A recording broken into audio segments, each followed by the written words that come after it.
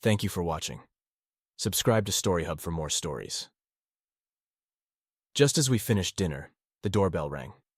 My 13-year-old daughter, Emma, sprang up to answer it before either I or her brother had a chance. She returned quickly, looking confused. "Dad, it's a policeman. He wants to talk to you," she said. A wave of fear washed over me, but I tried to stay calm. I went to the door and saw it was a New York State trooper. "Are you Jack Harper?" the trooper asked. "Yeah, that's me," I replied. "Are you the husband of Sarah Harper?" When I nodded, the trooper glanced at my two kids and asked, "Can we speak in private, Mr. Harper?" My throat tightened, and I had to clear it before I could speak. "Liam, Emma, go to your rooms. I need to talk to the officer alone." They started to argue, but I snapped, "Now!" and they rushed off. They weren't used to hearing that tone from me. Once they were gone, the officer turned back to me. "Mr. Harper, I have some bad news. Your wife's plane is missing and presumed down. It disappeared off the radar tonight about halfway between Boston Logan Airport and Bermuda. A Coast Guard ship is searching the area for survivors." The facts were simple enough. Sarah, a regional sales VP for a big multinational company, was headed to their Caribbean office in Bermuda with the region's CFO. She was an experienced pilot, so I hadn't worried when she told me about her plans. Now I was terrified. My worst nightmare had come true. My wife's plane had gone down at night in the shark-infested waters of the Atlantic Ocean. The officer shared a few more details that did nothing to comfort me before he left, promising the Coast Guard would call with updates in the morning or sooner if there was any news. As soon as the door closed, Liam and Emma ran to me, fear etched on their faces, asking questions I couldn't answer. I knew they had been listening. I would have done the same in their shoes. The three of us clung to each other, trying to say encouraging things. Emma started to cry, and though he tried to be brave, Liam's eyes were red too. I did my best to stay composed for their sake, but inside I was frantic.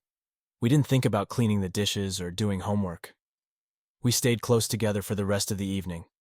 As it got later, still no phone call came. Finally, worn out by the hour and our fears, we all ended up in the master bedroom, and the kids slept with me for the first time since they were little and scared of thunderstorms. We were up and attempting to eat breakfast the next morning when a call came in from the Coast Guard. The faint hope sparked by the call was quickly extinguished when the officer informed me that the cutter searching the area had found nothing. I contacted the principal at the middle school to explain why Liam and Emma would be absent that day. Then I went to check on them, only to find them glued to the television, watching a report on the missing plane on CNN. I couldn't decide whether to let them keep watching or turn it off. But before I could make up my mind, the phone rang again. From that moment on, every time I hung up one call, another came in. The first calls were from Sarah's parents and my own, all of them frantic with worry while trying to maintain a false sense of optimism that she would be miraculously found. I promised to call them back immediately with any news. Then came the calls from our friends and Sarah's colleagues, all wanting to help but not knowing how. The conversations were brief and awkward. Most challenging were the calls from the media. I should have anticipated those, but I was caught off guard when the first reporter called, and I ended up talking to the reporter from the Times much longer than I wanted. As more media outlets began calling, I started screening all the calls, returning only those from people I cared about.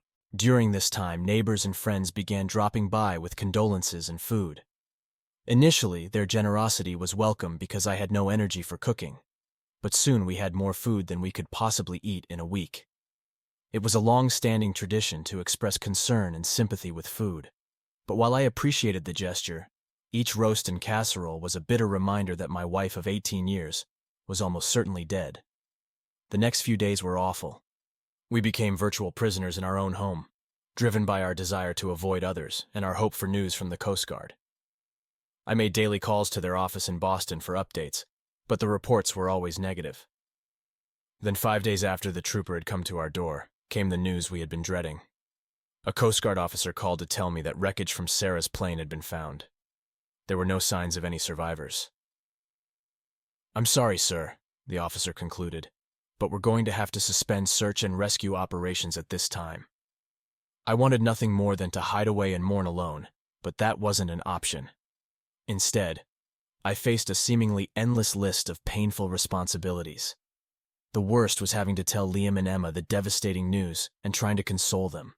After they finally calmed down, I had to call relatives and close friends to inform them. Then I contacted our church to arrange a memorial service and the newspaper to submit an obituary. This was followed by more calls to share the time and date of the service. By the time I was done, I was physically and emotionally exhausted. Somehow, we made it through the service and began the slow, painful process of trying to resume a normal life. The following week, the kids returned to school, and getting back into their routine seemed to help a little. I was not so fortunate. A new set of responsibilities fell on my shoulders. At the urging of a friend, I contacted an attorney to find out what my legal obligations were. I was shocked to learn that I would have to petition for a death certificate. "But her plane crashed at sea," I protested. "How can there be any doubt?" "I understand," the attorney said sympathetically. "But without a body and a physician's certificate, the court has to make a formal declaration." "Am I going to have to wait years?" I asked, feeling distressed. "No," the attorney reassured me. "In cases like this, where someone has been lost at sea, there's usually no significant delay. You may have to answer some questions, but typically such cases are resolved very quickly. I can get the petition started for you," he continued. "I can also help you get all your other documents changed." Seeing my confusion, the attorney elaborated. "You know, like any joint bank accounts, your mortgage, insurance, car titles, your will, anything like that. Meanwhile, you need to contact your wife's company to see about any benefits you may be entitled to and to claim any personal belongings." I shook my head in weariness. In my grief, I hadn't considered just how complicated it would be to untangle the life Sarah and I had shared. Now I faced another daunting task, calling on the widow of Jim Martin, the financial executive who had been on the plane with Sarah. I'd met Linda only a couple of times at company functions, but I had taken an immediate dislike to her husband. He struck me as one of those arrogant types who believed he was smarter than everyone else. In the short time I spent with him, he managed to drop enough names and boast about his accomplishments to leave a bad taste in my mouth. But that wasn't Linda's fault, and I felt I had a duty to call on her. I phoned ahead so Linda was expecting me. As we exchanged condolences, I realized she was probably the only one who truly knew how I was feeling. When we were seated in her living room, she asked kindly, "So how are you holding up now, Jack?" "It's hard, Linda. It's really hard. I just can't accept that she's really gone. So many things keep reminding me of her." I shook my head helplessly. "You know what the hardest thing is? When I'm out on the street or in a crowd, I keep thinking that I've spotted her. The other day, I must have scared some poor woman half to death when I chased her down, because I thought she was Sarah." I looked at the floor, recalling the memory and my emotions when I realized what I was doing. Linda watched me with sympathetic eyes. She knew there weren't any words that could help. Finally, I looked up at her and asked, "How about you, Linda? How are you coping?" "It's not easy, Jack, but I'm managing," she told me. "The truth is, I'm probably doing better than you. Jim and I didn't have any children, so I don't have two to console like you do. Also," she hesitated, "and I wouldn't tell this to anyone else, Jim and I weren't getting along very well before all this happened. I'd caught him having a couple of flings in the past, and I think he was in the middle of another affair. If this hadn't happened, we'd probably be headed for divorce before too long." "I'm so sorry to hear that, Linda," I told her sympathetically. "I can only imagine the conflicting emotions you must be feeling." "Yes," she agreed. "One moment I'm relieved that I don't have to deal with his cheating anymore, and the next I am filled with guilt because I don't feel sadder. And despite everything, there's a part of me that still misses him." "Are you going to be okay financially?" I asked, trying to change the subject. "I'm not sure," she admitted. "The good news is that the company provided life insurance on Jim, and because he died while on business, with the double indemnity clause, I'll receive twice the face value. The bad news is I'm going to need every penny of that money, because I've learned Jim made a series of bad investments in the futures market and severely depleted our net worth." What Linda said about her late husband did not surprise me. It took no stretch of the imagination to believe that an egotist like Jim Martin would not prove a faithful husband. For that matter, the idea that Martin would fancy himself a wheeler dealer in the market was entirely in keeping with my mental picture of the man. What grabbed my attention was Linda's mention of the company-paid life insurance. I remembered my attorney's advice and made a mental note to contact the benefits department of Sarah's company right away. If Martin had been covered, surely Sarah would have had a similar policy. Until I could find a job, those funds might come in very handy. After chatting a few minutes longer, I arose from the couch. Linda, please forgive me, but I'm going to have to cut my visit short. Liam and Emma will be getting out of school soon, and I've got to go pick them up. But please stay in touch, and if there's anything I can do to help, even if you just need a sympathetic ear to bend, please don't hesitate to call me. When I drove up to our home after picking up Liam and Emma, I was surprised to see a car parked out front. I got my children into the house through the garage, and a minute later, the doorbell rang. Outside were a man who looked to be in his 50s and a younger woman, both dressed in business attire. I am Special Agent Harold Burns, the man introduced himself. And this is Special Agent Olivia Murray. We're with the New York Bureau of Investigation. We'd like to come in and ask you a few questions in conjunction with your wife's disappearance. When she realized they were law enforcement officers, Emma wrapped her arms around my waist and buried her face in my side. I could feel her tears dampening my shirt, and I held her tightly. "What's this about?" I demanded angrily.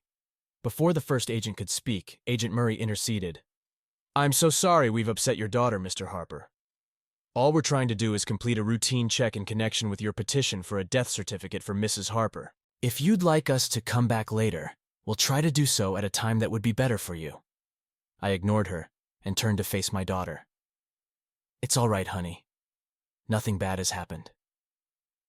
The female agent bent down on one knee, reached into her purse, pulled out a tissue, and handed it to Emma. "Here, honey," she said in a gentle voice. Emma hesitated, then shyly accepted the tissue, wiping her eyes and blowing her nose. When I saw that my daughter had calmed down, I put my arm around her and spoke to her. "These people need to talk with me a while about your mom, Emma. Why don't you go get started on your homework? I'll be right out here in the living room if you need me." With that, I gently nudged Emma toward her room, then turned to face the officers. "If it won't take too long, let's get this over with." The three of us moved into the living room and sat around the coffee table. "We just need to gather some background information on your wife, Mr. Harper," the male agent began. "How long were the two of you married?" "We got married in 1991, right after we both graduated from Syracuse University," I replied, thinking back to the beautiful brunette co-ed I had wooed and won so many years ago. "And she was employed by International Marketing Corporation up until her disappearance?" "That's right," I confirmed. "She was sales vice president for the Northeastern U.S. "If her region was the Northeast, why would she have been traveling to Bermuda?" the younger woman asked. "At IMC," I explained. "The Northeast included Bermuda as well as the U.S. Their Caribbean headquarters are in Bermuda, so it wasn't uncommon for Sarah to fly down there." "Sarah?" the woman asked. I felt my voice grow husky. Sarah was my pet name for her. Agent Murray reached across and patted my hand sympathetically. "That's all right, Mr. Harper. I know this is hard for you." The older agent decided to change the line of questioning. "Was it normal for your wife to fly her own plane on business trips?" "Yes," I replied. "Sarah's dad was a pilot, and she got her license as soon as she was old enough. She took every opportunity to fly herself because she said it made her independent of commercial airline schedules. She used to say she could get where she needed to be, complete her business, and be back home while the competition was still stuck in the terminal. She felt like it gave her an edge, especially when she was starting out." The two agents made notes. Then Agent Murray looked up at me. "And what about you, Mr. Harper? What do you do?" I managed to smile. "I'm a house husband." Seeing their looks, I continued. "I was an aerospace engineer up until 3 years ago when my company cut back and I was laid off. The only prospects I could find for a new job would have required me to relocate out of state. But in the meantime, Sarah's job was going great. She'd gotten a couple of major promotions and was earning a great salary plus big bonuses. It didn't make sense for her to quit, so we agreed that I'd manage the household and take care of the kids while she worked." "And how did this change affect your relationship with Mrs. Harper?" Agent Burns asked. "Why is that relevant?" I asked irritably. "Please bear with us, Mr. Harper," the younger woman interceded. "We are required to check to see if there could be any factors that might have played a role in your wife's disappearance. It's all routine." Somewhat mollified, I looked at the two of them. Of course, it was a big change for me, but I'm an engineer. I trained to measure and assess all the factors in a design. It was easy to see that my changing roles was the right thing for our family at that time. It made it possible for Sarah to devote herself to her career, and I made sure that Liam and Emma always had a parent there for them at all times. Neither of the agents said anything, and I felt the question still hanging in the air. I don't mean it was easy, I continued. She was always meeting with clients or attending corporate meetings, so I didn't see as much of her as I wanted. Sometimes it felt like her job came first. Realizing how that sounded, I quickly added, "But that's just how corporate life is. Besides, it worked out well. Until now." "Just 2 more questions, Mr. Harper," Agent Burns said, jotting down notes. "Did you notice any changes in your wife's behavior before her disappearance?" "Not really," I replied after a moment. "I know she was under a lot of pressure in the last year or so, and her travel schedule was heavier than ever. But Sarah said she was in line for a major promotion. When she got it, she promised the new job would cut down on her travel and come with a high-level title and a big salary bump." "Last question," Agent Burns said, still writing. "Are you aware of any changes in your finances that your wife might have made in the last few months?" "No," I replied confidently. "I keep up with all our finances, and I haven't seen anything out of the ordinary." The young woman glanced at her partner. "I think we've taken enough of your time, Mr. Harper. We should be able to wrap this up quickly, and we'll let you know as soon as we've concluded. In the meantime, if you think of anything you feel we should know, please call me at this number." She handed me her card, and the 2 agents headed for the door. I went back to my kids' rooms to make sure they were getting their homework done. Both looked busy when I peeked in. They're strong kids, I thought. They've been through hell, and they're holding up well, all things considered. The next day, I drove to IMC headquarters to visit the benefits department. The head of the department met me, and after expressing her condolences, handed over a box filled with Sarah's personal effects from her office. I had to swallow hard when I saw the framed family portrait she had kept on her desk. The director then introduced me to a specialist to advise me on Sarah's benefits. The first order of business was to look at Sarah's 401k account. I had regularly seen her annual statements, so I wasn't expecting any surprises. When I saw the final total, however, it was quite a bit higher than I had anticipated.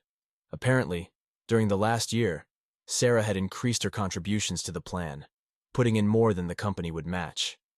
She was really trying to provide for her family, the specialist commented with admiration. The specialist advised me to withdraw the funds as soon as possible and roll them over into my own IRA to more easily manage them. The other surprise was the sheet outlining the life insurance benefit I would receive as Sarah's beneficiary. I learned that Sarah had opted for the maximum amount of insurance she was eligible for. With the accidental death multiplier, I was amazed to realize that I would receive almost 4 years' worth of Sarah's income. "The insurance company will pay that out in annual installments," the woman explained. "Otherwise, the taxes would eat you alive." The payment of all the benefits, of course, was contingent on the company receiving a copy of Sarah's death certificate. But after the visit from the 2 agents, I felt confident that would be forthcoming soon. I left the office building much relieved. I had thought I would have to begin an immediate search for another job. Now I realized I had a significant grace period to get my life together. "Thank you, Sarah," I whispered fervently. I was making dinner for the family late one afternoon several days later when the doorbell rang. When I went to answer, I found Special Agent Murray on my doorstep again. After I asked her in, she explained the purpose of her visit. "Mr. Harper, I wanted to let you know in person that our investigation has been completed and that your wife's death certificate has been issued. You should receive a copy from the court by certified mail in the next few days." I heaved a sigh of relief. I had believed there would be no problems, but it was reassuring to know this important task had been accomplished.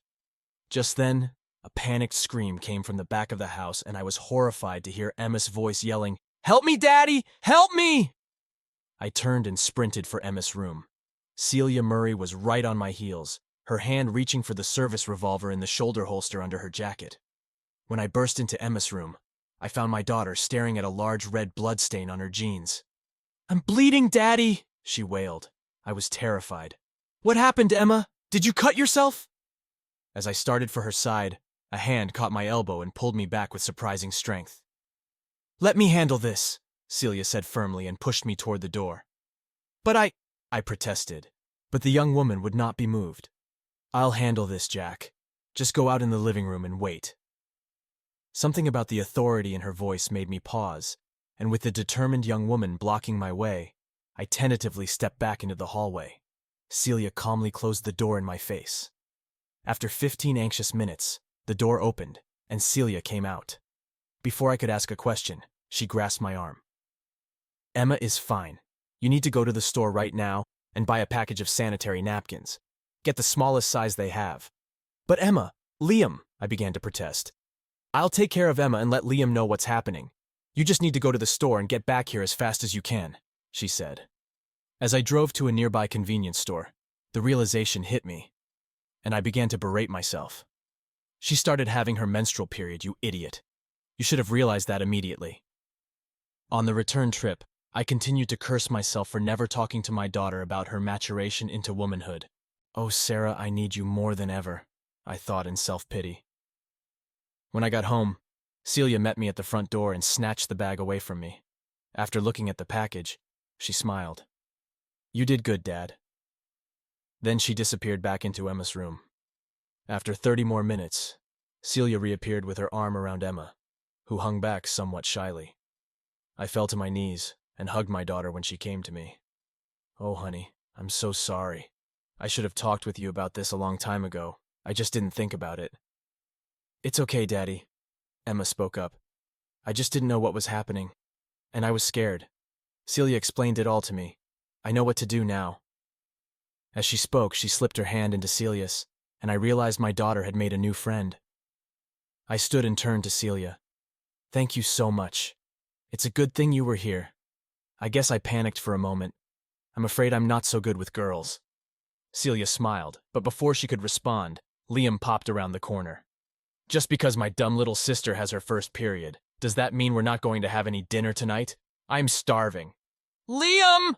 Emma shrieked, but I grabbed her before she could lunge at her big brother. "Liam, if you talk like that to your sister again, I guarantee you'll be going to bed hungry," I warned my son. But before my threat could sound too ominous, I continued. "Now go wash your hands and set the table." Then I turned back to Celia. "The least we can do is offer you a meal for all you've done. It isn't exactly gourmet cooking, but there's plenty to eat." The young woman was clearly embarrassed. "Thank you, but I can't intrude."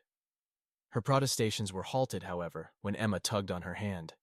"Please, Celia, please stay and eat with us." Gazing at her new friend, Celia smiled and said, "All right, Emma, just for you." Looking up at me, she smiled again. "Thank you. I'd love to have dinner with your family." The four of us sat down to eat, and Celia found herself the target of numerous questions from the two kids about her experiences in law enforcement. I ate and listened, both in amusement at my children's curiosity and in admiration at the easy way Celia handled their questions. I suddenly realized that this was the first time the two of them had really seemed to come out of the shell of their sorrow. When dessert was over, I shooed Liam and Emma off to do their homework, then offered Celia a cup of coffee. As the two of us sat at the table, I got a chance to ask my own questions. "You certainly seem to be comfortable with Liam and Emma.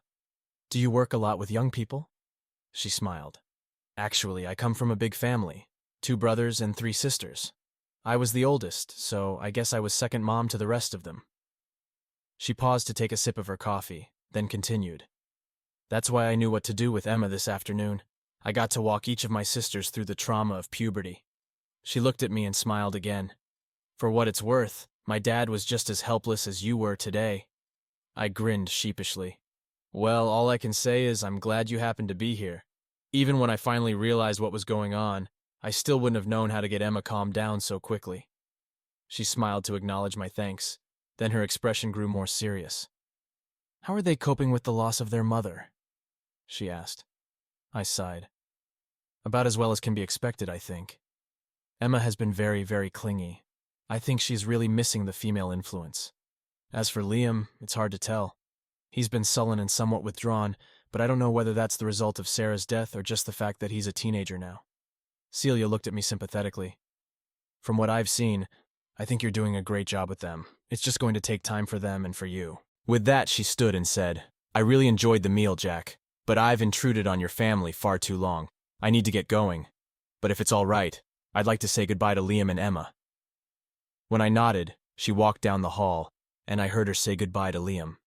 Then she spent a few minutes in Emma's room, and when she returned, Emma came with her. her arm around Celia's waist. She really has made a new friend, I thought in wonder. A couple of days later, a package arrived in the mail for Emma. When my excited daughter tore open the wrapping, she found a pink stuffed elephant along with a note from Celia. I was gratified by the thoughtfulness, but amused by the selection. Emma's too old for stuffed animals, I thought. But I was surprised to see the toy given a prominent place on Emma's bed. I guess there's still some little girl left in her yet, I conceded. I called Celia's office the next day to thank her. I would never have thought of that, I admitted. But somehow it was just the right thing for Emma. Celia was delighted that my daughter was pleased with her gift and made me promise to keep in touch and let her know how Emma and Liam were doing. A couple of weeks later, I was paying bills one morning when I got a call from Liam's homeroom teacher. "I'd like to meet with you to talk about your son," the teacher told me. "He's having some discipline problems in school." I agreed to meet with her the next day, but I decided not to say anything to Liam that night. I wanted to wait until I learned what was happening before confronting my son. The meeting was set for the following day after class, while the kids were at PE. Mrs. Walsh, the homeroom teacher, told me that Liam's behavior in class had grown worse over the last few months. "I didn't want to say anything at first because I know he's been through so much," the teacher explained. "But it seems to be getting worse. He's become increasingly disengaged from his classes. He's not doing his homework, and his other teachers tell me he's not paying attention in their classes. He's always done so well up to now. But his grades are really going to plummet this semester if he doesn't do something to turn things around." I was troubled. "How much do you think being a teenager has to do with this, Mrs. Walsh?" "There's no question that's a tough age for kids, especially boys," she told me. "But we're used to that. I think his mother's death is affecting him more than he may have let on to you. You may want to consider getting counseling for him." I thanked the woman and returned to my car to wait uneasily for my kids to finish their gym classes. I was upset to learn about the problems Liam was having and was determined to have a long talk with the boy. When I got Liam and Emma home, I sent Emma to her room to get started on her homework, then led Liam into the master bedroom. The boy's face darkened. He knew he was in trouble. I recounted my visit with Liam's homeroom teacher and cited some of the examples she had given me. "Liam, what's going on?" I asked gently. "Your teachers say you're not paying attention in class and you're not doing your homework. This isn't like you." He looked down at the floor, avoiding my eyes. "I don't know, Dad. I just can't focus. Everything feels different now." "I know it's been hard since we lost your mom," I said, trying to keep my voice steady. "But your schoolwork is important. Is there something specific bothering you?" He shrugged, still not meeting my gaze. "I just miss her, okay? I miss her a lot." My heart ached hearing him say that. "I miss her too, Liam. Every day. But we have to keep going. How about we talk to someone who can help us with this? Maybe a counselor." He finally looked up at me, his eyes red-rimmed. "Do you think it will help?" "I think it might," I said, putting a hand on his shoulder. "We can try it together. We'll figure this out, okay?" He nodded slowly. "Okay, Dad. I'll try." I pulled him into a hug, holding him tightly. "We'll get through this, son. I promise." "What's going on, Liam? Why are you acting this way?" I demanded. "No reason," the boy replied sullenly. "Come on, you're smarter than that," I shot back. "Don't you care about your grades?" "Not really," Liam mumbled. I was frustrated by my son's unresponsiveness, and in anger, I tried to shame him into a reaction. "What would your mother think if she knew you were screwing up?" "Who cares?" Liam shouted back angrily. "She was such a witch." In shock and anger, I grabbed my son and yelled at him. "Don't you ever speak of your mother that way? How can you say such a thing?" In fear at my rage and pain at my strong grip, the boy blurted out, "I saw her! I saw her screwing that man!" As soon as the words came out of his mouth, he slumped to the bed and began to sob. In astonishment, I sat down beside him, put my arm around him, and held him as though he were a small child. "It's all right," I kept repeating, trying to calm his obvious anguish. When Liam's crying had subsided, I lifted his head. "It's all right, Liam. I'm not mad at you. Just tell me what you saw." His son looked at him tearfully. "It was last fall. You let me ride my bike to school one day, but I forgot my math homework. So I sneaked out at lunch to come home and get it. While I was looking for it in my room, I heard Mom come in. I didn't want her to catch me, so I hid. That's when I heard the man's voice. "What man?" I asked, a little too quickly. "I don't know," Liam said. "Some guy I never saw before." "That's okay," I soothed him. "Just tell me what happened next." "They came in here, and then it got quiet, so I thought I could sneak out. But then I heard Mom make a funny sound, and I was scared. And I looked in, and they were on the bed, and they were screwing." The words poured out of his mouth faster and faster as though he were desperate to spit them out. When he finished, he began to cry again. "Why did she do that, Dad? How could Mom act like such a witch?" As I listened to my son's story, I felt myself go numb, but I had no time to deal with my own emotions. My son needed me. "I understand, Liam. It's okay. I'm sorry you had to see that, but I'm glad you told me." I took my son gently by the shoulders and turned him around to face me. "Sometimes people we love make mistakes or do something we don't like. That doesn't mean we don't love them anymore. It just means we don't like what they did. I don't know why your mother would do that, son, but I know she loved you and Emma very much. It's the good things she did that I want you to remember about her." I held my son and continued to talk to him for a while longer. When I felt that the boy had calmed down sufficiently, I gently urged him to start on his homework while I went off to the kitchen to get dinner started. Before Liam left, I enjoined him to say nothing to Emma. The boy promised, and I felt fairly comfortable that he would keep the disturbing news from his sister. The rest of the evening passed without further incident, but once the kids were in bed, my emotions began to erupt. My first reaction was to deny what Liam had told me. My son had to be mistaken, or have misinterpreted what he saw. But I couldn't maintain that rationalization for long. My son had been too upset by the experience, and I had to admit a teenager these days would certainly recognize sex when he saw it. With that admission, my thoughts turned bitter. How could Sarah have betrayed me? I had thought we had a good marriage. How could she have been screwing someone on the side? For that matter, who was the other man, and how long had the affair lasted? It's hard enough to lose your wife in a plane crash, I thought in despair. It's worse to learn you lost her long before that. Sleep was slow in coming that night, and the next day I was in a black mood. It was Tuesday, a day I would normally go to the gym, and after the kids were off to school, I decided to keep the routine. The exercise helped divert my attention, but when I hit the treadmill, my mind returned to Sarah's infidelity. How could Sarah have done that, and in our own bed? I asked. Somehow the location made the betrayal even worse. For that matter, how could she know I wouldn't be home? The answer hit me immediately. It must have been one of the days when I went to the gym. I'm such a creature of habit, she would have been pretty certain the house would be empty. But the answer to that question immediately raised others. If she planned her little assignation to fit my schedule, that doesn't sound like it was a spur-of-the-moment thing. How often did she meet him there? It couldn't have been every week. Her travel schedule would have interfered. Every question seemed to raise another, each only adding to my anguish. I did my best to act normally around Liam and Emma, but over the next few days, I continued to suffer. I found myself making a trip to the drugstore to buy antacids. I'd never had stomach problems before. Compounding my misery was the lack of anyone to talk to about my discovery. I certainly didn't want to involve my parents or Sarah's. I knew the news would be devastating to them. Likewise, I didn't want to talk to my friends and risk becoming the subject of gossip in the neighborhood. And I thought, I certainly don't want to risk having any of his schoolmates teasing Liam or Emma. I felt trapped. I was working at my desk one evening when I noticed Celia Murray's card. She told me to call her if I had any additional information, I remembered. But in truth, I was desperate for any excuse to share my news with someone and get another perspective. I called the cell phone number she had handwritten on the card, and when I identified myself, Celia seemed pleased to hear from me, but her tone changed to one of concern when I told her I needed to talk with her. "Are Emma and Liam okay?" she asked anxiously. "They are, but I'm not," I replied. "Could you possibly have lunch with me tomorrow? This isn't the kind of thing I want to discuss over the phone." She quickly agreed and suggested a place near the NYBI offices where she worked. "It's a quiet little place. We should be able to talk," she assured me. When I hung up, I found myself feeling a bit better at the prospect of unburdening myself.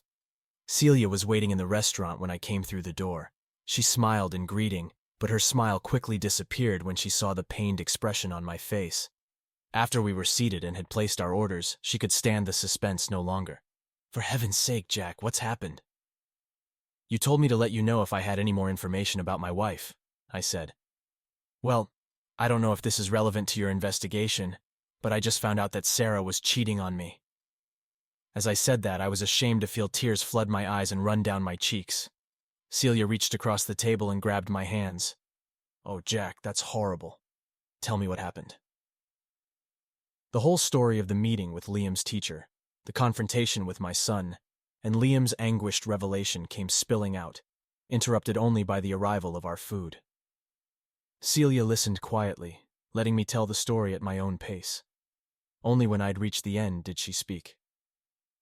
Poor Liam, she said. It's no surprise he's been acting out in school. This must have been eating away at him ever since it happened.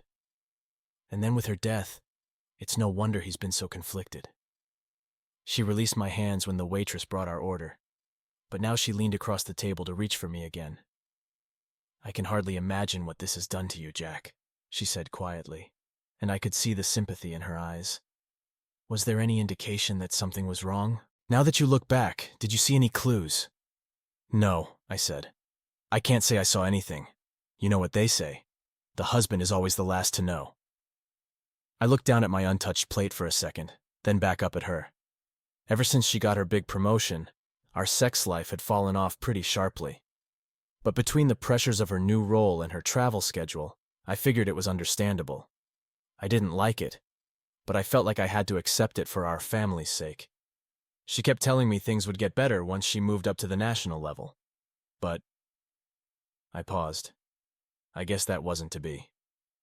Then I scowled. What's killing me is I don't have any answers. I don't know who the bastard she was sleeping with was. I don't know when their affair started or how long it had been going on.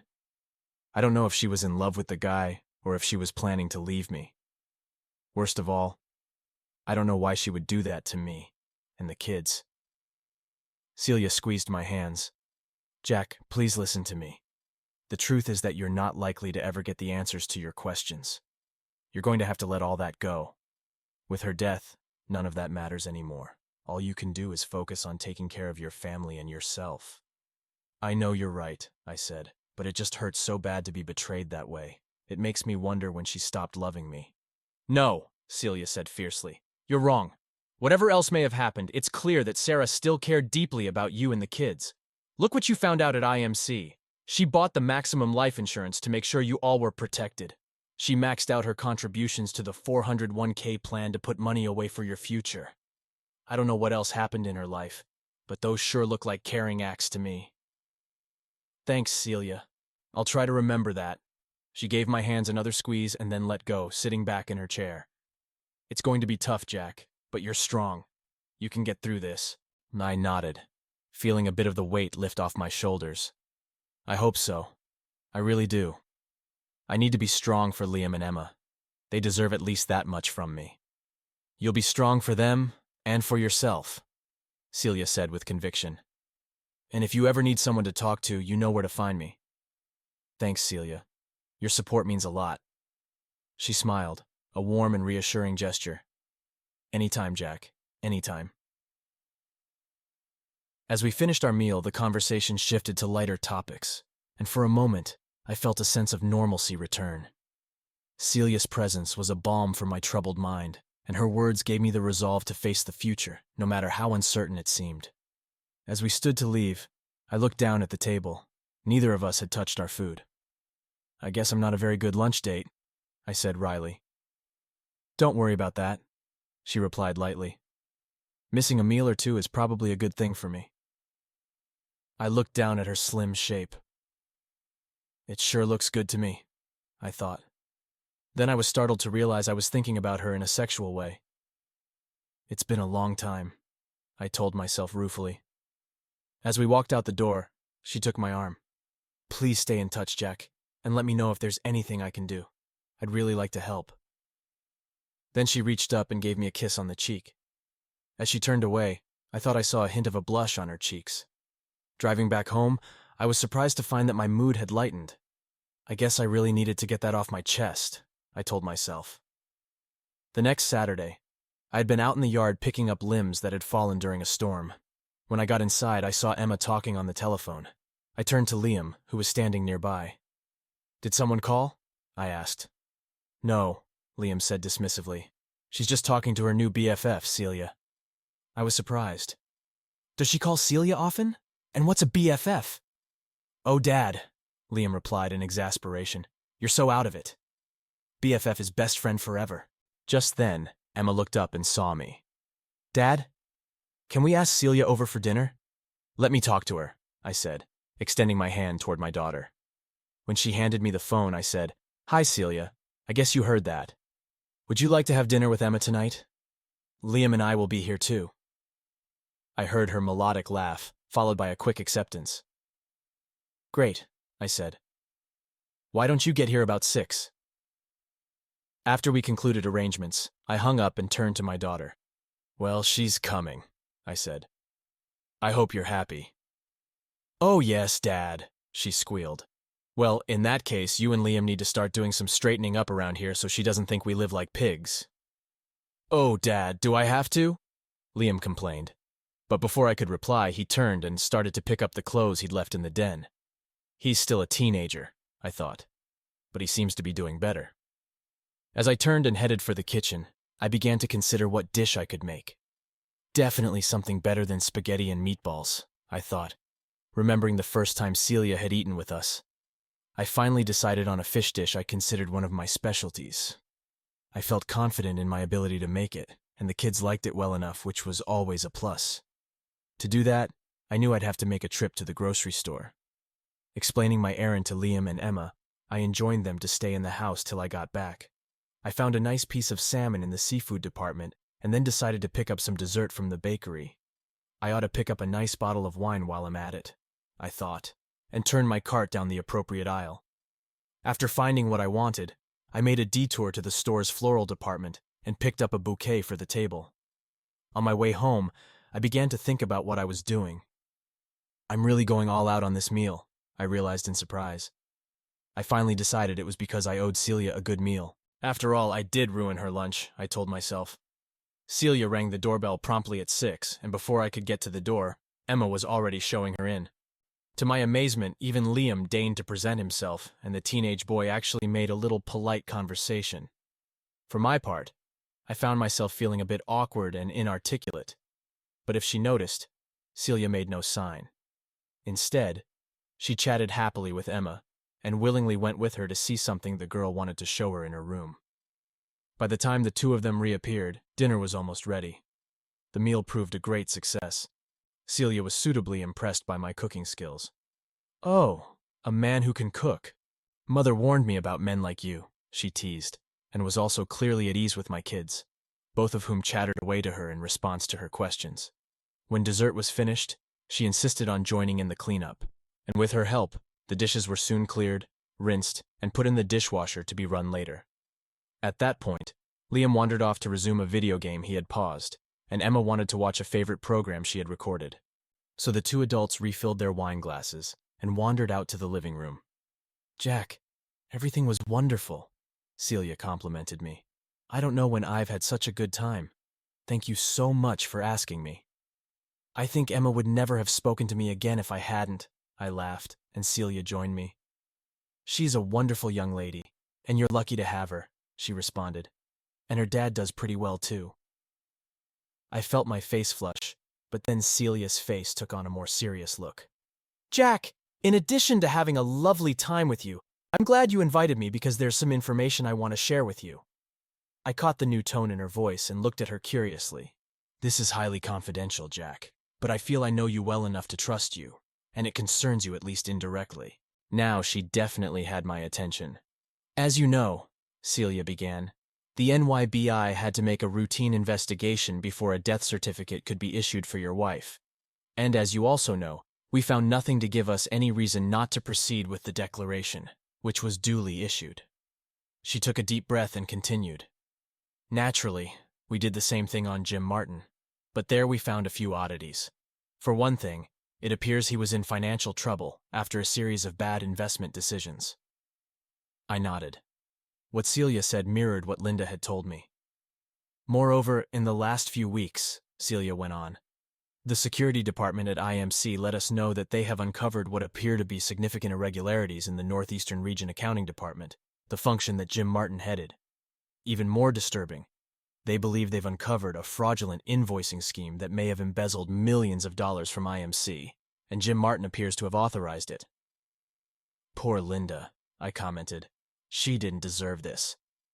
But then I began to process what Celia had told me, and new possibilities began to arise. Could Jim Martin have had a hand in the crash? I asked. Could it have been a way to cover his tracks? When Celia said nothing, my imagination went into high gear. What if Sarah found out about Martin's scheme?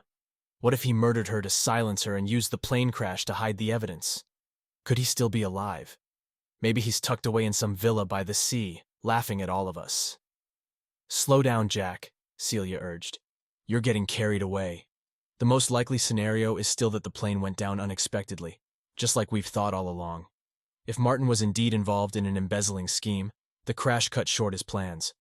We'll investigate all the possibilities, but we can't jump to conclusions, and neither should you.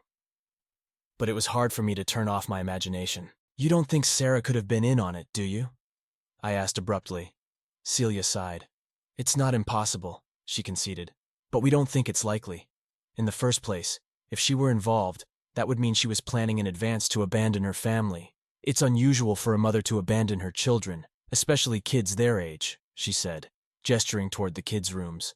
Martin, in contrast, had no children, and his wife has indicated that their marriage was on the rocks at the time of his disappearance. Moreover, unlike Martin, Sarah's finances were in good shape, and she did nothing prior to her disappearance that would suggest she was in on any scheme, assuming there was one. In fact, if anything, her actions were just the opposite of someone planning to disappear. But all that is just speculation. The one fact we do have, Celia went on, is that Sarah's plane did go down at sea. I sighed heavily, feeling the weight of the unresolved questions pressing down on me. I guess you're right. It's hard not to think about all the what-ifs. I understand, Celia said softly. It's natural to want answers, but sometimes we have to accept that we may never get them. Focus on what you can do now, taking care of yourself and your kids. That's what matters most. Thank you, Celia, I said, feeling a bit of the tension ease. You've been a great help. I'm glad to be here for you, Jack, she replied with a warm smile. And remember, you're not alone in this. We sat in silence for a few moments, sipping our wine. The warmth of her presence and the reassurance of her words made me feel a bit more at peace. As the evening drew to a close, I walked Celia to the door. Take care, Jack. Call me if you need anything, she said, giving me a quick hug. I will, Celia. Thanks again, I replied, watching her walk to her car. As I closed the door, I felt a sense of gratitude for having someone like Celia in my life. She had helped me see things more clearly and given me the strength to face the challenges ahead. I turned off the lights and headed to bed, ready to tackle whatever the next day would bring. She had hoped to calm me, but as she looked at me, she could see that I was still upset by her revelations. Jack, you've got to promise me that you won't say anything about all this. It's highly confidential, and if word got out, it could jeopardize our investigation. It could also get me fired. That brought me up short. I realized that Celia had taken a risk in confiding in me, and I owed her an obligation to keep quiet. I understand, Celia, and I promise I won't compromise your investigation. But I have to ask, why did you tell me all this? She looked at me seriously. It's highly unlikely, Jack. But there's always the possibility that you might hear something or find out something. Something that could help us shed light on all this. If you do, Jack, promise me you'll contact me right away. No Lone Ranger acts, please. I returned her look. I promise, Celia. Then I smiled. Besides, having to contact you again wouldn't be such a chore. The smile she gave me seemed to brighten the room. Shortly after that, Celia had to leave. Before doing so, she made a point of saying goodbye to both Liam and Emma. I noted that Liam actually paused his game to say goodnight, a real compliment coming from him. Once again, Emma walked her friend to the door, extracting a promise from Celia to call her. But this time, after Emma had hugged her, Celia made a point of leaning back inside the door and bestowing a kiss on my cheek. As she walked to her car, Emma looked up at me and said, "She likes you, Daddy." I smiled at my daughter and clasped her to me. Well, I like her too. After everyone had turned in for the night and the house had grown quiet, I lay in my bed, chewing over what Celia had told me and all the various scenarios I had imagined. Oh, Sarah, I thought. What did you get yourself into? Finally, I fell into a restless sleep. It was a week later, while I was on my computer, that I noticed something unusual. I had been reading about some of my favorite sports teams, and as I got ready to click on my Falcons bookmark, I noticed the Facebook icon just above it. On a whim, I clicked it. I was not a Facebook follower. In truth, I rarely ever visited the site. The only reason I had set up an account was to allow me to keep an eye on my children. Both Liam and Emma loved the social networking site and used it as another way to stay in touch with their friends. I initially had no objection, but after reading a couple of scary articles about some of the pitfalls, I set up my own account and insisted that Liam and Emma friend me. I also had them give me their passwords to their pages as well. That way, I reasoned, I could see any messages or pictures they posted, as well as anything their friends sent to them. Even more important, I figured Liam and Emma would know I could monitor them, and that, I hoped, would encourage them to be prudent. As I logged onto my own page, most of what I saw held little interest for me, but I did notice a friend request from someone I had never heard of, Mark Mason. The name didn't sound familiar, and there was no picture, only a silhouette. When I clicked on the name, the stranger's page blandly informed me that personal information was available only to friends. "Hey, Liam," I yelled. "Do we know a Mark Mason?" My son walked into the room and saw that I was looking at Facebook. "Oh, that guy. Just ignore him, Dad. He's been bugging me to friend him for weeks now. I just delete his requests." Emma popped into the room just then. "Yeah, he's been trying to get me to friend him too. He's just some Facebook creep." That was enough to catch my attention. Some unknown person not only wanted to make contact with me, but also with my children. There were all kinds of scam artists out there, I knew, and a few far worse predators as well. I was alarmed, but I didn't want to frighten my children, so all I said was, "You two did exactly the right thing. Don't ever respond to anyone you don't know well over the internet." Grasping for ways to protect my family, I had a sudden idea. I wonder if Celia could help us find out who this Mason creep is. I called her at home, and she must have seen my name on caller ID because she answered warmly. "Hi, Jack." "Hi, Celia. I'm glad I caught you. Is there any chance you could come over? Something odd has come up, and I'd like to check it out with you if you're free." "It's nothing serious, is it? Liam and Emma are okay, aren't they?" As I reassured her, I couldn't help but observe that she seemed as concerned about my children as I was. It gave me a warm feeling. She told me she'd been working in the yard but could be over in 45 minutes. To my surprise, almost exactly to the minute, her car pulled up to the curb. With Sarah, I remembered, you were lucky if she wasn't more than an hour late trying to make her image perfect. But here was Celia, right on time, obviously freshly showered and clad in a casual but attractive outfit, with her hair nicely combed and wearing fresh makeup. It was clear that she'd made a special effort, even in such a short time. "You look nice, Celia. You didn't have to get all dressed up for us," I told her. She squeezed my hand. "Thank you, Jack. I wanted to." Once she was in the house, I called my kids. When they came noisily into the den, I asked them to tell Celia about their Facebook friend. As the official expert in the family, Liam seized the opportunity to show off by rapidly logging on to each of the 3 family Facebook accounts in turn and retrieving the friend request from the mysterious Mark Mason. After complimenting Liam on his skill, Celia seated herself in front of the screen and called up all the unread and archived messages, but she wasn't able to uncover any additional information. Finally, she looked up at Liam and Emma.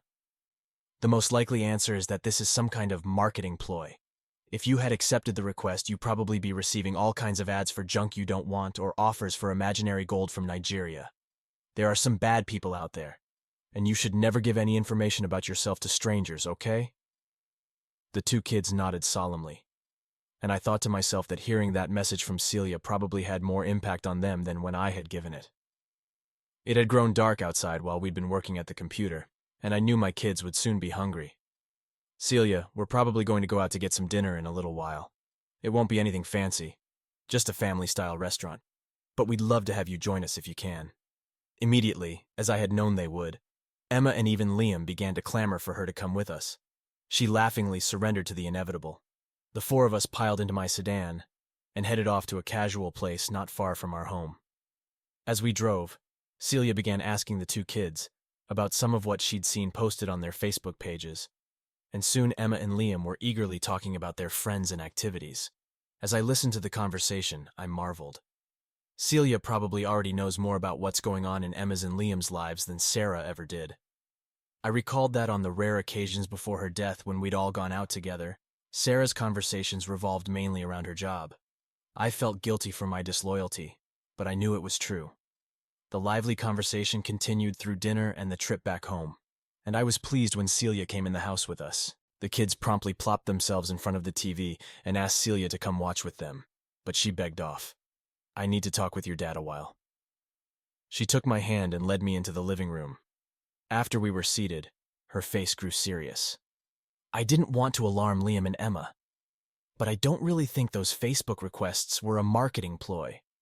The Bureau has gotten warnings about some identity theft scams, but those normally don't target children. This looks to me like someone is making a concerted effort to get information about your family. The thought of a threat to my children sent a chill through me. Who could it be? What could they want? I don't know, Jack, she replied. This doesn't seem to fit any pattern of cyber scam I've seen before. What can we do? Should I close their Facebook accounts?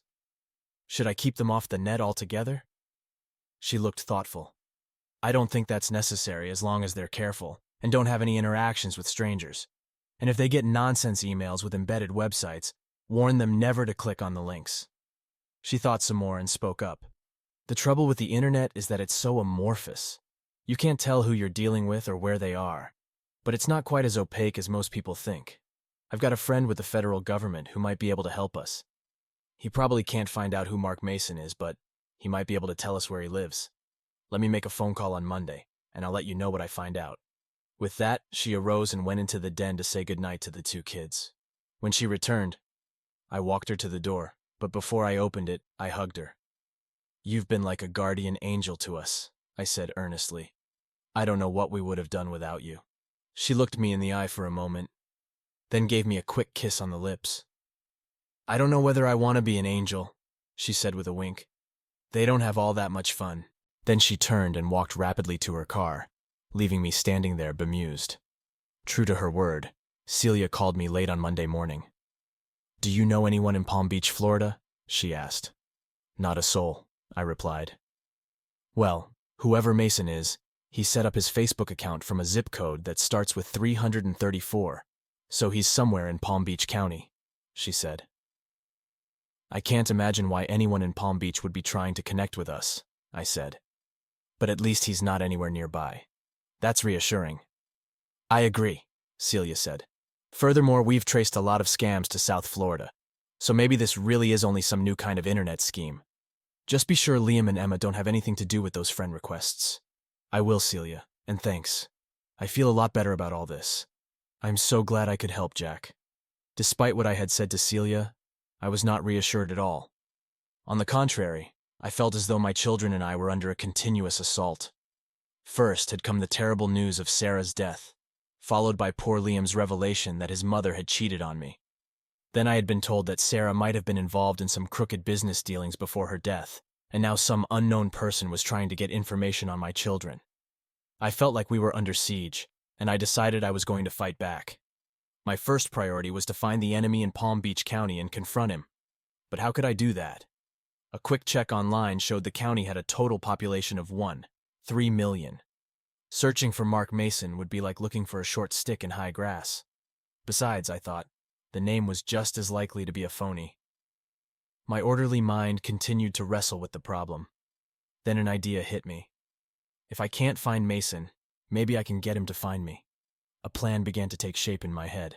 It's a long shot, I admitted, but it's all I've got. The first thing I had to do was to get Liam and Emma safely out of the way. It was almost time for summer vacation, and that gave me an idea. I dialed the number of my in-laws. Dad, would you and Mom be interested in having Liam and Emma come visit for a week? I've got to make a trip out of town during that time, so it would really help me if you could. When the children's grandfather had gladly agreed and the logistics of their stay were arranged, I hung up and immediately called Delta. I'd like to book a flight to Palm Beach. My kids were excited to hear about the upcoming visit to their grandparents, but their enthusiasm was dampened when they learned I wasn't coming with them. This would be the first time we'd been separated since their mother's death, and the prospect brought back some of the fear of abandonment they'd been dealing with ever since that painful time. I hated to cause my children any kind of distress, but I felt I had to do what I had planned, so I managed to persuade them. The week before their visit was to begin, I found myself beset with doubts. Am I doing the right thing? I kept asking myself. But despite my uncertainty, the thought of doing nothing was even worse. My inner turmoil was interrupted briefly by a phone call from Celia, calling to inquire how I and my family were doing. After chatting a few minutes, her tone of voice changed slightly, and I thought she sounded almost shy. I was wondering if you'd like to get together next week. It's been a while since I've seen you and the kids, and... Her voice trailed off uncertainly. I'd love to do that, Celia, but I'm taking the kids to see their grandparents.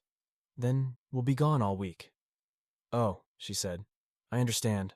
Maybe some other time. I'd really like that, Celia, I said fervently. I had hated to lie to Celia about my plans, but I told myself at least it was partly true. Besides, I was sure I knew what she would say if I had revealed my true plans. When I returned home after dropping my children off at my in-laws' home in the country, I immediately sat down at the family computer. One of the reasons I'd asked Sarah's family to take my kids was that I knew they didn't have a computer. Accordingly, I felt safe in logging onto Emma's Facebook account. Sure enough, there was a friend request from Mark Mason. I clicked on the accept option and quickly received confirmation that Emma was now friends with the stranger. If nothing comes of this, I thought, I'll just unfriend him later. Next came the most difficult part, pretending to be a 12-year-old girl. I had studied Emma's previous postings, and I thought I could do an acceptable job of emulating her style. I probably won't fool her friends, I admitted to myself, but hopefully I can fool Mark Mason. I decided my first post should set the stage, so I wrote a brief note mentioning Emma's visit to the country. Just a little update for her friends, I thought. Nothing to make a lurker suspicious. The next day was when I planned to set the trap. OMG, I'm going to Florida! My BFF Celia offered to take me with her, and Daddy said yes. Leaving tomorrow, can't wait. I decided to use Celia's name because I felt neither Emma's friends nor Mark Mason would know her. I hoped Celia wouldn't mind. Now that the bait was in the water, I hoped to wiggle it enough to attract the fish's attention. I can't believe him in Palm Beach. It's to die for. That evening, I posted the next installment. Spent the day at the beach. I'm going to be so tan. The next morning, I posted the note that I hoped would set the hook. Heading back to the beach today. Tomorrow, Celia is taking me shopping on Worth Avenue. We're going to have lunch at Taboo. Too cool. As soon as the entry appeared on Emma's page, I headed for Hartsfield-Jackson International Airport. Soon I was settled in for the 2-hour flight to Palm Beach. As I gazed out the window, I recalled that I had been to Palm Beach once before. In fact, Sarah and I had driven through the city on our way back from our honeymoon in Miami Beach. We had taken the bridge across Lake Worth and then driven along South Ocean Boulevard, gawking at the mansions overlooking the Atlantic. Upon landing, I picked up a rental car and drove to the motel in West Palm Beach, where I'd made reservations. There was a fast food restaurant across the street, and I picked up a sandwich and a cola that I ate in my room while studying a map of the city on my laptop. I hope I'm doing the right thing, I thought. Following breakfast, I checked Emma's Facebook page, but all I found were a few envious replies from classmates of hers. I hadn't really expected any contact from Mason, but I had hoped for some kind of indication that my fishing expedition might land something. About 10, I got in my car and drove east across the Royal Park Bridge, turned south, and then east again onto Worth Avenue. I wanted to be in position early, and I needed to park my car on the street so I could get to it quickly if need be. After circling the block where the restaurant was located numerous times, I began to wonder if I'd miscalculated, but suddenly a car pulled out just ahead of me, and I was able to pull into the vacated parking spot. After feeding the meter, I walked along the street in front of the restaurant. Spotting a bench in the shade, I gratefully took a seat. I'd brought along a baseball cap and sunglasses, and I put those on in hopes of disguising myself. Then I pulled out a copy of the Palm Beach Post and pretended to read while scanning the street. As I sat there, the realization of how flimsy my plan was slowly began to sink in. I had no idea if the mysterious Mark Mason had even seen the phony postings on Emma's Facebook page, nor if he would show up in response. Even worse, I had no idea for whom I was looking, unless the mystery man turned out to be Jim Martin, which I had to admit was pretty unlikely. How would I identify the threat? All I could hope was to spot someone acting suspiciously, whatever that meant. The street was crowded, and I kept busy trying to watch all the passers-by. The restaurant began to fill up, and as I watched people entering, my stomach began to growl. I cursed myself for not thinking to bring along a sandwich, but I dared not leave my post. Time slowly crept by as I sat there, and after a while, I saw that the restaurant crowd was beginning to thin out. A glance at my watch told me it was after 1. What an idiot, I thought. I wouldn't have been any worse off if I'd stayed home, and at least I could have seen Celia again. As I watched the window shoppers stroll by, my eyes were caught by a woman strolling on the other side of the street. I'm doing it again, I thought, seeing Sarah in a crowd of strangers. In fact, I noted, the woman really didn't look like Sarah at all. Sarah had shoulder-length brunette hair. This woman was a blonde with her hair cut short. Likewise, her clothes were a different style than anything I'd ever seen Sarah wear. But there was something about her that looked eerily familiar. As I continued to watch, I realized it was the way she walked that had triggered my reaction. Impulsively, I stood up and started to walk after her. Looking down the street, I saw the blonde had reached the corner and was trying to flag down a taxi. Risking my life, I ran across Worth Avenue and jumped in my car. Just as I was pulling away from the curb, I saw the woman clamber into the back of a cab and start off down the avenue toward the Atlantic. Before it came to South Ocean Boulevard, the cab turned left on County Road and began driving north. I followed at a distance. Finally, I saw the cab turn left on a suburban street and continue until it almost reached Lake Worth. I pulled my car to the side of the road about a football field's length away and watched as the woman paid the driver and then went into an elegant home that appeared to front on the lake. I squinted my eyes in an effort to see her clearly. With her hair color and short haircut, she looked nothing like Sarah. But she was the same height and weight, and as she proceeded up the walkway to the house, I was again struck by her walk. As I sat there in the car, I suddenly remembered a book I had read long ago. In the story, an actor found it necessary to disguise himself, but rather than use a false mustache or wig, he simply put pebbles in his shoes. If someone sees me, the actor told a friend, they'll say that looks kinda like the guy, but it's not him because I'll be walking differently. It works the other way too, I thought. As I remembered the book, I grew more and more certain that I had just seen my late wife. Trying to control my rising anger, I ran down the street and up to the door. I rang the doorbell and then crossed my arms to wait. When the woman opened the door, she looked at me with a puzzled glance. Then she did a double take and shrieked, "Jack, what are you doing here?" "Hello, Sarah. Funny running into you here," I said sarcastically. After a moment's hesitation, she threw her arms wide to embrace me, but I quickly held my hands up to stop her. "Don't touch me!" I snarled. Then I could no longer constrain my anger, and I yelled, "How could you do this to me? How could you abandon Liam and Emma?" Glancing anxiously toward the street behind me, Sarah grabbed my arm and pulled me into the house, pushing the door closed behind me. "I did it all for you, baby, for you and the kids," she said urgently. "You've got to believe me, it was the only way." As she spoke, she kept glancing around nervously. "What in the hell are you talking about?" I demanded hotly. "You're not making sense. None of this makes any sense."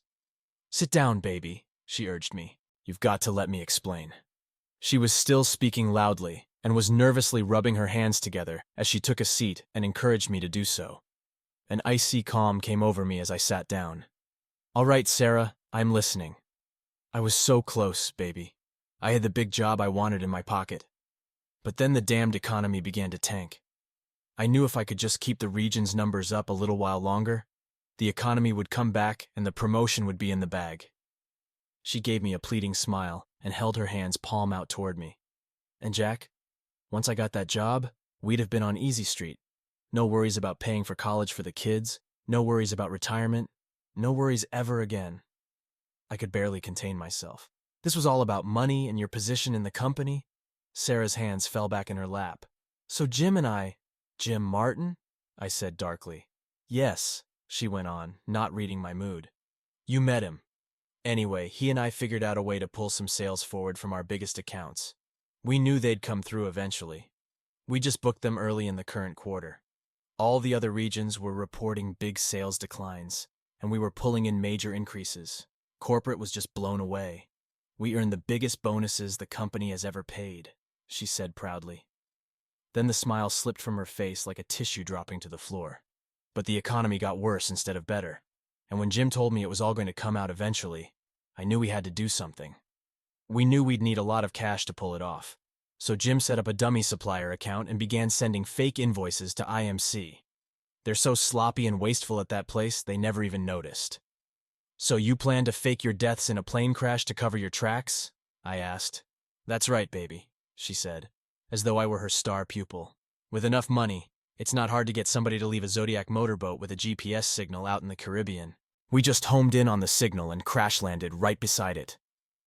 So the whole thing was just a way to steal a bunch of money and abandon your family? I asked bitterly. No, baby, she protested. That's not it at all. I knew I'd have to get out of sight for a while, but I made sure you and the kids would be okay. I loaded up on life insurance and put everything I could into my 401k so you guys would have plenty of money, she said proudly. And you thought having enough money would make up for losing my wife and their mother? This time she heard the bitterness. No, baby, no, you don't understand. I was going to come back for you. Once everything had had a chance to blow over, I was going to contact you. We could go someplace safe, baby. We could be together. As she spoke, her eyes continued to dart around the room. I looked at her with a stony gaze.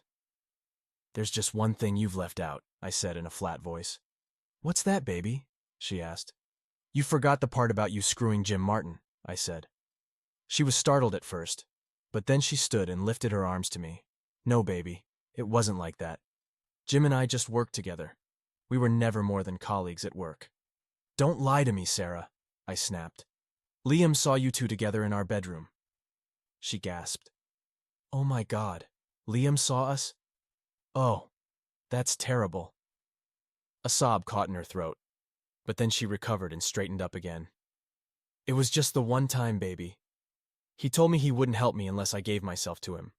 But it was just the one time. I swear it. I stood up, ignoring her. I looked around. Come on out, Jim, I said loudly. I know you're back there somewhere. Emily continued to wail. No, baby, it's just me. It was just the one time. But before she could continue, Jim Martin emerged from the bedroom. He was wearing a bathrobe and his hands were stuffed in his pockets. Give it up, Sarah. He knows, Martin snarled. Even though I guessed that the two of them had been living together, hearing Martin use my wife's pet name caused me to bristle. Sarah began to weep. He must have found us through Facebook, Martin hissed at her. I warned you, but you just had to check up on your two brats. Then his tone changed to something cold and hard. But it doesn't matter now. We've got to get out of here. He turned to me, and from the pocket of his robe, pulled a snub-nosed automatic, which he brandished in my direction. As for you, bright boy, you're the only one who knows we're still alive. No, Jim, no! Sarah screamed. But Martin ignored her. It looks like your kids are going to lose their daddy as well as their mommy, he said with a sneer as he raised the gun at me. I wouldn't do that if I were you, came a voice from the entry hall.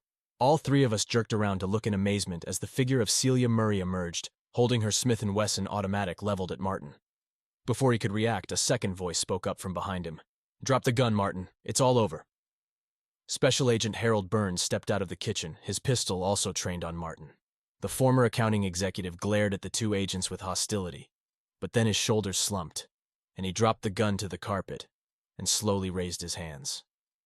While Burns kept his weapon trained on Martin, Celia swiftly stepped behind the sullen man and twisted one of his arms behind his back, cuffing him at the wrist. Then she swung his other arm down and clicked the second cuff shut. Once Martin was secure, she repeated the process with Sarah. When the two were lying on the floor, Burns got on his cell phone to the Palm Beach Police Department. A second call went to the local FBI office. In a short while, the house was swarming with uniformed and plainclothes officers. I just stood to one side, looking on in a daze as the two fugitives were being led away. I peered carefully at them both. Martin was muttering to himself, and Sarah was weeping. Neither glanced in my direction.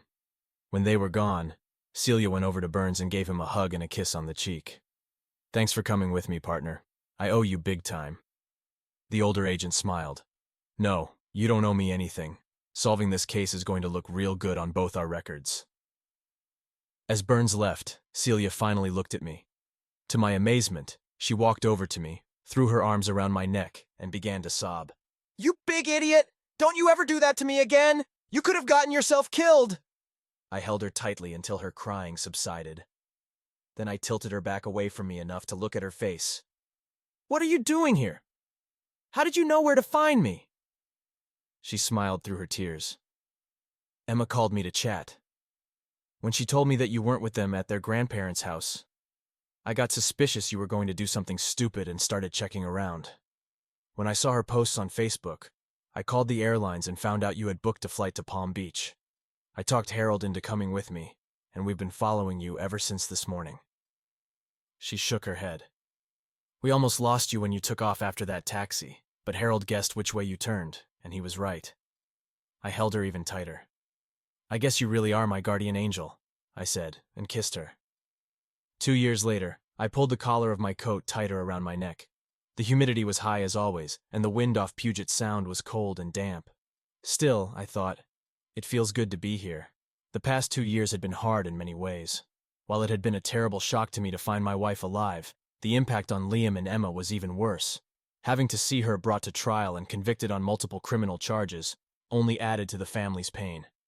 During the inevitable media frenzy surrounding the arrest and trial, I feared my kids wouldn't make it through it. The divorce was a mere formality.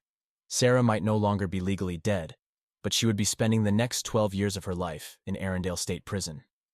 International Marketing Corporation, of course, demanded that I return not only Sarah's life insurance, but also the bulk of her 401k, since it had been funded based on bonuses she had not earned. As an innocent party, I might have had a case for keeping some of the funds, but I wanted nothing to do with any portion of the money from my ex-wife. Instead, I began an urgent search for a job since my family's savings were all but exhausted. The offer I got from a major aerospace company was a welcome one, not only because it would ensure the means to provide for my family, but also because it meant a relocation across the country. There were too many reminders of Sarah in Atlanta, and too many questions from friends and others that I and my children couldn't answer. Finding a new place to live and work seemed like the best solution for all of us.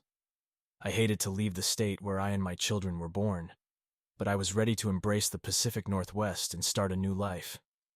We'd gotten lucky on the sale of our Atlanta home and were able to buy a nice, if somewhat smaller, house in Seattle. Sarah had always wanted to live in a showplace. I was happy with something cozier. The kids seemed to like it too, and they were already making friends at their new school. I came in off the deck and looked around for my car keys. Finding them, I stuck my head in the kitchen to look for my wife. "Come on, Angel. Let's go pick up our kids." Celia smiled happily at me. "Thanks for watching. What would you have done if you found out your spouse was living a double life? Let us know in the comments below. Don't forget to like, share, and subscribe for more unbelievable stories.